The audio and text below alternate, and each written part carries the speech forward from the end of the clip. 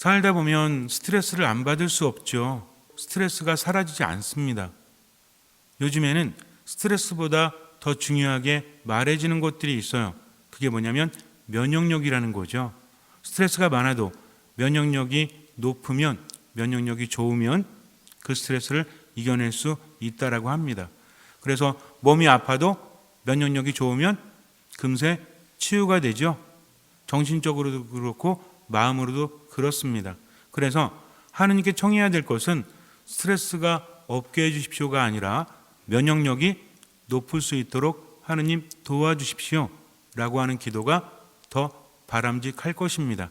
그런데 하느님께서는 이미 우리에게 면역력을 주셨습니다. 인간의 몸이라는 것이 참으로 신기해서 어떤 병체가 들어오거나 문제가 생겼을 때 치유력이 안에서 발동을 한다는 거죠. 여러분들 많이 들어보셨겠지만 T세포라는 것들이 있죠. 그래서 T세포는 면역세포라고 합니다. 때로는 죽이기도 하고 때로는 도와주기도 하면서 세포들을 연결시켜주면서 안 좋은 것들을 없앤다고 합니다. 그리고 우리가 많이 알고 있는 엔돌핀이라는 것이 있죠. 엔돌핀에 대해서는 여러 가지 좀 논쟁이 있습니다.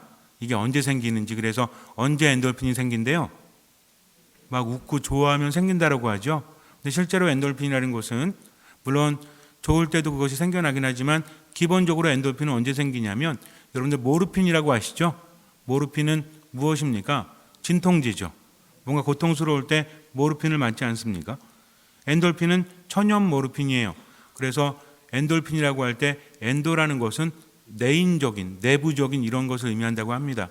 그리고 앞에 모르핀이 합쳐져서 엔돌핀이 되는 거예요. 예를 들어서 우리가 집에서 흔히 그런 일이 있잖아요. 이렇게 지나가다가 발가락이 어디 부딪혔을 때 무지하게 아프죠? 근데 조금 지나면 어때요?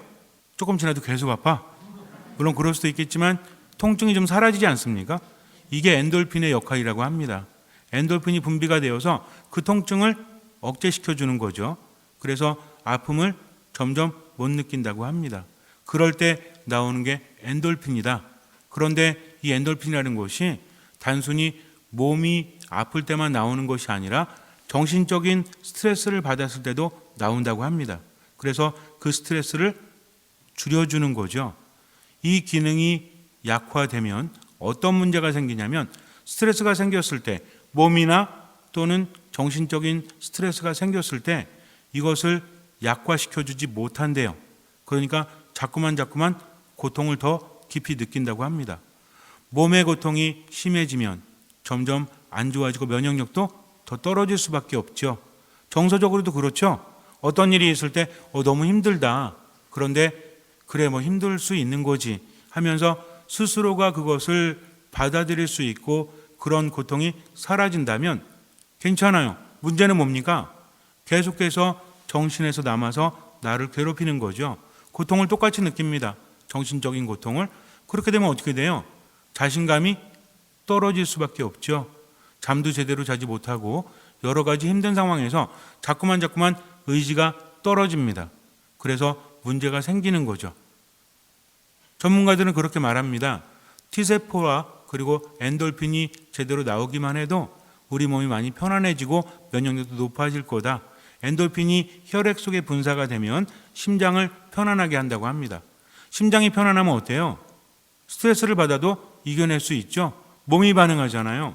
스트레스를 받았을 때 어디가 반응합니까? 여러 가지 반응하지만 심장이 가장 크게 반응을 하죠. 두근두근 거리잖아요. 그래서 자꾸만 힘들어지고 괴롭죠. 그럴 때 손을 가슴에 얹는 것도 도움은 된다고 합니다. 하지만 지속적이진 않겠죠. 이렇게 정신적인 스트레스, 면역력이 떨어지게 되면 어떤 현상이 일어나냐면 불만, 불평이 많아진다고 합니다. 이제는 좀 새롭게 봤으면 좋겠어요. 우리는 언제 불평하고 언제 불만을 갖죠? 미운 사람이 있을 때? 정말 그럴까요? 그 미운 사람으로 인해서 내가 어쩌지 못할 때 불평하게 되죠. 제어할 수 있다면 스트레스를 덜 받게 됩니다. 근데 문제는 뭐예요? 내가 어찌하지 못하는 상황에서 스트레스를 받으니까 그것이 무엇으로 튀어나오죠? 불만과 불평으로 튀어나옵니다.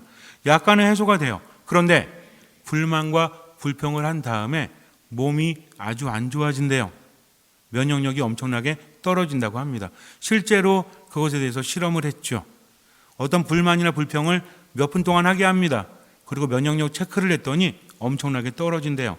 근데 이게 뭐냐면 외부에서 받는 스트레스보다 자기가 하는 불만이나 불평이 이 면역력을 더 떨어뜨린다는 거죠. 내 몸을 상하게 하는 게 외부적인 요소나 다른 사람보다 내 안에 있는 것들이 더 크게 작용을 한다는 겁니다. 결국 스트레스를 누가 주는 거예요? 내가 준다는 거죠. 내가 주고 싶어서 주는 것이 아니라 그렇게 될 수밖에 없다는 것입니다. 그래서 면역력을 키우기 위해서는 음식도 중요하다고 합니다. 그리고 운동도 굉장히 중요하대요. 문제는 뭐냐면 내 안에 의지가 떨어지면 운동도 제대로 할 수 없다는 거죠. 더 심각한 것은 나이가 들면 들수록 세포의 기억력과 활동력이 떨어진대요. 면역력도 더 떨어질 수밖에 없대요.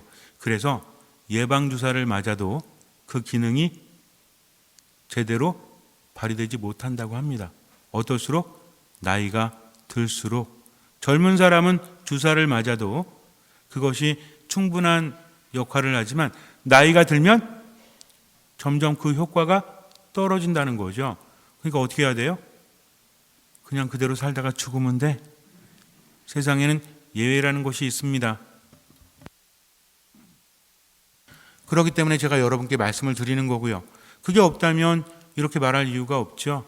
우리 몸이라는 게 신기해서 어떤 느낌을 갖느냐, 어떤 생각을 갖느냐에 따라서 그 기능이 달라진다라고 하는데 면역력을 높이기 위해서는 긍정적인 생각을 해라라고 합니다. 여러분도 한번 들어보셨을 거예요. 억지로 웃으면 뇌가 속는다고 합니다. 뇌가. 그래서 좋은 것들이 나온대요. 그리고 장도 좋아진다고 합니다. 그래서 억지로 웃거나 좋은 생각은 우리에게 많은 좋은 것을 주는데 문제는 이게 쉬워요, 어려워요? 어렵다는 겁니다. 얼만큼 웃으면 됩니까? 그랬더니 하루에 30분 이상 웃으래요. 여러분들 집에서 한번 혼자 웃어보세요. 시계 놓고 제가 웃어봤는데 1분만 지나도 힘들어. 30분 동안 어떻게 웃어야 되냐면 배가 아플 정도로 웃으래요. 이게 쉬울 것 같아요. 차라리 2시간 동안 산을 타는 게 낫지.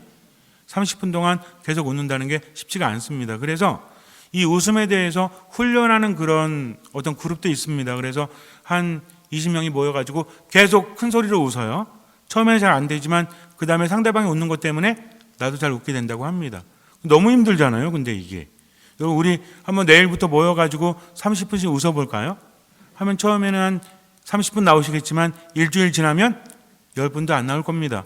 이게 쉽지가 않으니까. 그래서 긍정적인 생각을 하는 것은 좋은 음식을 먹는 것보다 훨씬 더 좋은 효과가 있다고 합니다. 문제는 뭐예요? 이게 쉽지가 않다는 거죠. 쉽지가 않기 때문에 아무나 할 수 없는 거예요. 그런데 긍정적인 생각보다 우리 몸에, 우리 정신에 더 큰 영향을 미치는 게 있대요. 그게 뭔고 하니 하느님께서 우리에게 주신 선물입니다. 이거는요 정말 만병통치약이에요. 이걸 하면 짜증이 줄어들 겁니다. 불안이 줄어들 겁니다. 그리고 불만과 불평이 점점 줄어들 거예요. 기분이 좋을 거예요. 자신감이 생길 겁니다. 의지가 생길 거예요. 아마 이거를 구할 수 있다면 여러분들은 10개월 할부로 해서 100만 원이라도 아마 사실 거예요. 그게 정말 필요한 것이니까. 어떤 자매님이 병원에 갔대요. 그래가지고 치료를 받는데 몸이 너무 안 좋아서 면역력이 엄청나게 떨어졌다고 합니다. 의사가 여러 가지 처방을 해줘도 쉽게 낫질 않았대요. 어느 날 의사가 그런 말을 했다고 합니다. 오늘부터 제가 쪽지를 한 장 드릴 테니까 이것을 무조건 실천하도록 하십시오. 그래서 쪽지를 봤어요. 행동 강령 하더니 이것을 꼭 지키십시오. 그러더니 하루에 한 번 엉뚱한 배려, 정신 나간 선행을 하십시오.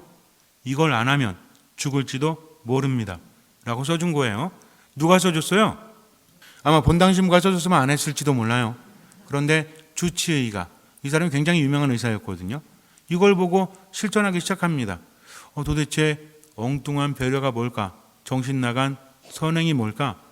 이걸 하긴 해야 되는데, 그래서 바빠가지고 못하다가 어느 날 자동차 타고 가다가 돈 내는 데 있죠? 500원, 1000원 이렇게 내잖아요. 그래서 오늘은 내가 배려하고 선행을 실천하지 못했으니까 1000원을 딱 줬어요. 500원인데. 그리고 말합니다. 뒷사람 거도 내도록 할게요. 뒷사람이 딱 가니까 어때요? 모르는 사람이 냈잖아요. 근데 이 사람이 왜 그런 겁니까? 의사가 하라고 했으니까. 그리고 뭐 자판기 같은 데서 커피를 뽑을 때도 1000원을 놓고 300원 정도, 200원 정도 이렇게 뽑잖아요. 그럼 나머지가 남죠? 너 오늘 뭐 안 했어? 오늘도 배려와 선행을 실천하지 않아가지고 그냥 놓고 갔다고 합니다. 뒷사람이 여기 돈 남았는데요? 그랬더니 드세요. 저의 배려입니다. 이렇게 말을 해요. 그리고 나서 몇 개월 지나서 병원에 가서 면역력을 체크해 봤더니 굉장히 높아졌다고 합니다.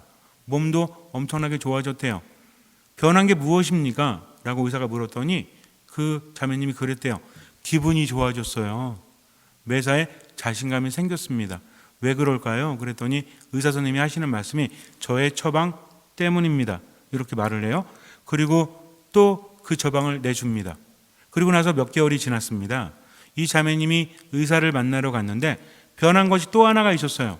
처음에는 그냥 배려와 선행 실천에 주목했다고 합니다. 의사가 하라고 하니까. 근데 하루하루가 지날수록 생각이 드는 겁니다. 내가 베푸는 친절이, 내가 베푸는 선행이 무슨 의미가 있을까? 처음에는 그 행동 자체에 주목을 했지만 이제는 내가 하는 것이 내 배려를 받는 사람에게 어떤 의미가 있을까 하면서 의미를 찾기 시작을 했대요. 처음에는 무작정 그것을 실천했지만 그 다음에는 계획적으로 변합니다. 도움이 필요한 사람이 누가 있을까? 또 내가 어떤 일을 할 수 있을까? 그러다 보니까 정말 도움이 필요한 사람에게 도움을 주기 시작을 하고 자기가 하는 행동에 있어서 더 깊은 의미를 찾게 됩니다. 사람들의 처지를 보면서 어려운 사람들을 보면서 자기가 처한 상황에 대해서 감사하게 되고 또 감사로 그치는 것이 아니라 그들을 도와줘야 되겠다라고 하면서 더 큰 선행을 하기 시작합니다. 그러면서 면역력도 높아지고 정신적으로도 굉장히 건강해졌대요.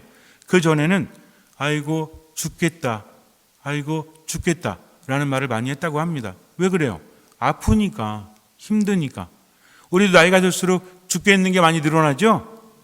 허리 아파 죽겠다, 머리 아파 죽겠다, 미워 죽겠다, 짜증나 죽겠다.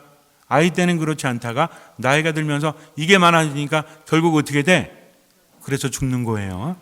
그러니까 죽겠다라는 말을 많이 안 했으면 좋겠다라고 하지만 이게 쉽지가 않습니다. 아파 죽겠으니까.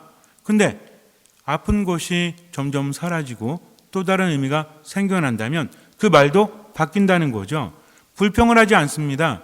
이해력이 아주 높아졌다라고 그래요. 그리고 이제는 당당하대요. 옛날에는 어떤 말 할 때도 내가 이 말을 하면 되나, 이 말 하지 말아야 되나 스트레스 많이 받았는데 당당해졌다고 합니다. 뭘 해도 자신감이 생겼대요. 그래서 예전에 하지 않았던 것들을 많이 시도한다고 합니다. 내가 베푸는 줄 알았더니 오히려 내 안에 힘이 생겨서 예전에 배우지 못한 것들도 요새는 배우고요. 더 많이 활동을 하니 인생이 즐겁다라고 합니다. 자, 무엇이 이분의 면역력을 높였을까요? 어떻게 생각하십니까? 하버드대에서 학생들을 모아놓고 나서 영상을 보여줍니다. 어떤 영상이었냐면 마더 데레사 수녀님의 선행 활동이었다고 합니다. 그리고 나서 측정을 해봤더니 거기 모인 학생들의 면역력이 수치가 올랐다고 그래요. 정서적인 행복감도 굉장히 높아졌다라고 합니다. 그리고 그 다음에 몇 달 뒤에 조사를 해봤더니 그 중에서 예전에 하지 않았다가 선행을 실천하게 된 학생들이 늘었다고 합니다. 즉 누군가 선행을 베푸는 것을 보기만 해도 면역력이 높아지는 거죠. 하느님께서 그렇게 만드셨다는 겁니다. 사람들은 신기해합니다. 아니 어떻게 그런 일이 벌어질 수 있지? 근데 우리는 신기하지 않죠? 너무나 당연합니다. 왜 그래요? 내 안에 하느님이 계신 성전이 있기 때문에 그래요. 집에 사람이 살지 못하면 그 집을 뭐라고 한다고 했죠? 아무리 살려고 해도 살지 못하면. 사람이 살지 않는 곳은 폐가죠. 사람이 살지 못하는 곳은 흉가입니다. 흉가. 사람이 죽어나가거나 어떤 일이 있거나 어쨌든 사람이 살 수 없는 곳이 흉가라는 거죠. 그럼 그 집은 죽게 돼 있어요. 사람이 살아야만 온기가 있고 사람이 살아야만 그 집도 살아갈 수 있다는 거죠. 우리도 마찬가지입니다. 우리 안에서 활력이 돋고 몸이 그렇게 한다고 했죠. 여러분들 아무리 비싼 돈 주고 약을 사 먹어도요, 우리 몸에서 나오는 천연과는 비교할 수 없다는 거죠. 천연 모르핀, 엔돌핀이 나오는데 이게 몇천 배인가 몇백 배의 효과가 있다라고 하죠. 우리 몸에서 나오는 게. 그러니까 이것만 관리 잘하면 돼. 내가 아플 때는 엔도르핀 분비를 좀 활성화시키고, 기분이 안 좋을 때는 세로토닌 분비를 좀 활성화시키고, 우울하네? 그럴 때는 우리 몸에 있는 신경전달 물질이라든지 호르몬이라든지 이걸 조절하면 되죠? 근데 돼요, 이게? 안 됩니다. 안 되지만 하느님께서 팁을 주셨다는 거죠. 우리는 이렇게 생각합니다. 삶이 짜증나는구나. 화가 많구나. 그러니 어떻게 해야 되겠다? 화를 좀 내지 말아야 되겠다. 짜증을 내지 말아야 되겠다. 라는 생각을 하죠. 근데 잘 안 됩니다. 어쩔 수 없는 것은 내버려둘 수 있어야 돼요. 화를 많이 낸다고 해서 화를 내지 말아야지 스트레스가 됩니다. 짜증 내지 말아야지 스트레스가 된다는 거죠. 오히려 거꾸로 생각을 해야 돼요. 이제는 생각을 바꿔야 됩니다. 왜 그럴까요? 하나의 신호라고 했죠. 왜 그래요? 내 안에 힘이 없으니까, 내 안에 즐거움이 없으니까, 내 안에 행복이 없으니까 그러는 거다. 그래서 앞으로는 짜증이 나거나 부정적인 어떤 표현을 할 때 내가 왜 이러지? 라기보다는 내 안에 힘이 없구나, 내 안에 생기가 없구나, 기쁨이 없구나. 즉 하느님이 안 계시지는 않지만 그 자리가 점점 좁아지고 있구나. 그러니까 어떻게 해야 되겠다? 우리도 혈관 좁아지면 어떻게 해요?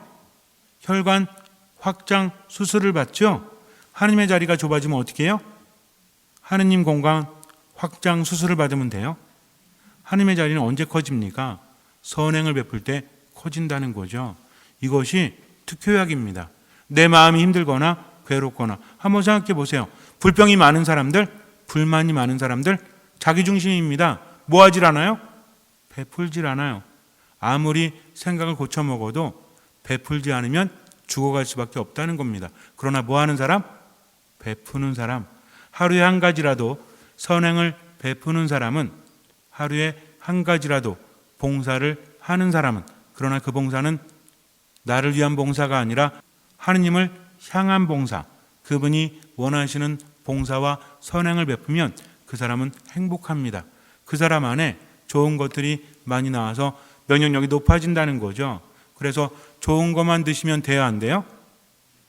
안 돼요.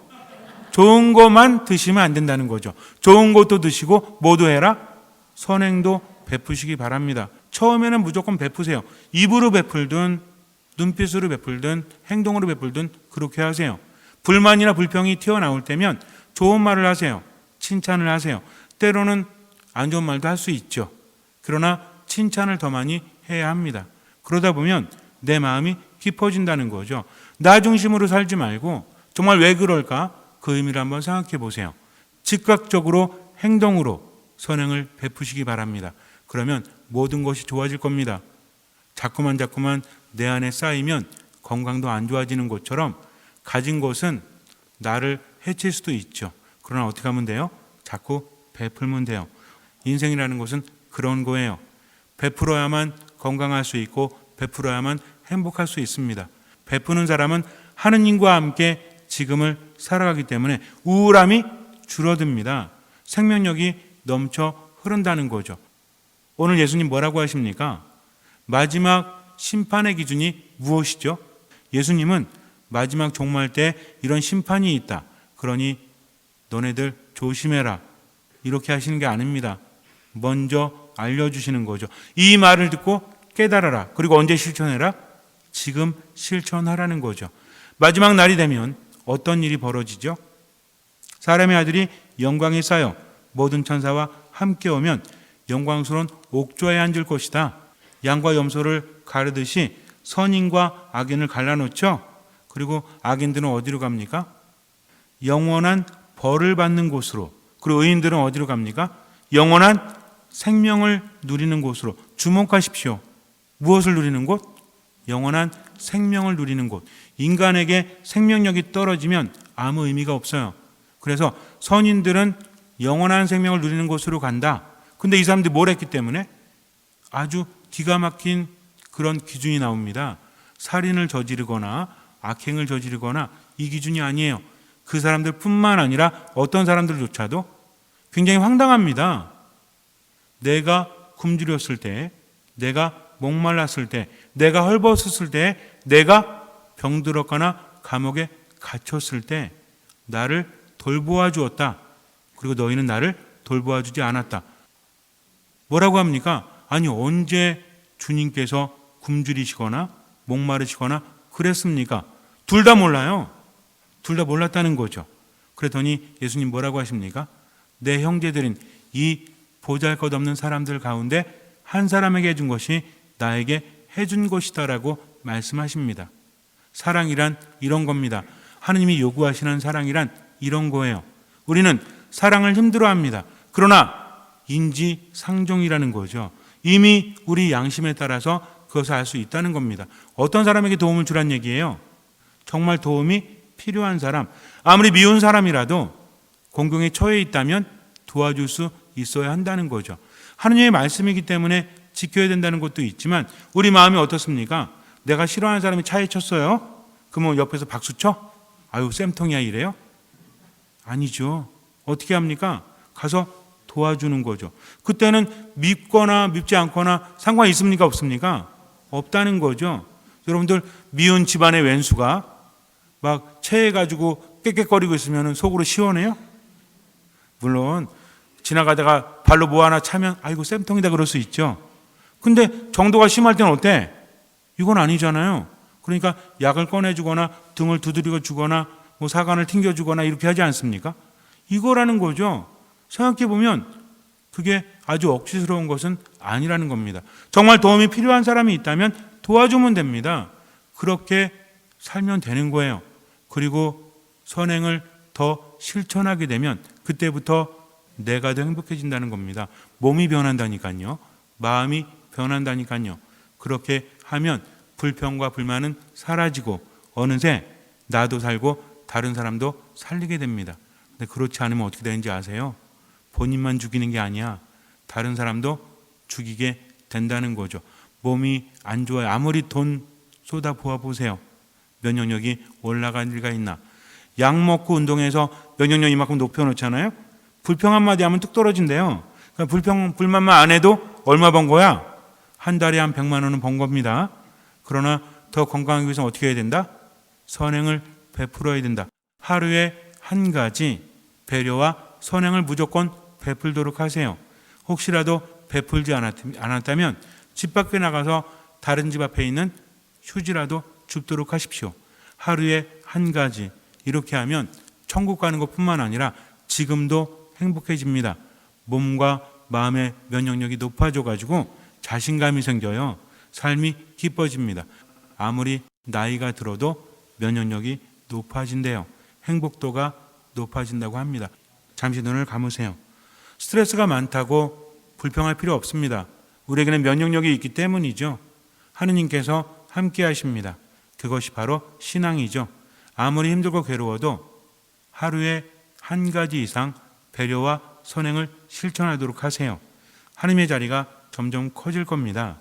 생명력이 넘쳐 흐를 겁니다. 자신감이 생겨날 겁니다. 세상이 다르게 보일 것입니다. 무조건 그렇게 실천하십시오. 주님께서는 그 믿음을 보시고 우리 삶에 놀라운 기적을 일으켜 주실 것입니다. 아멘.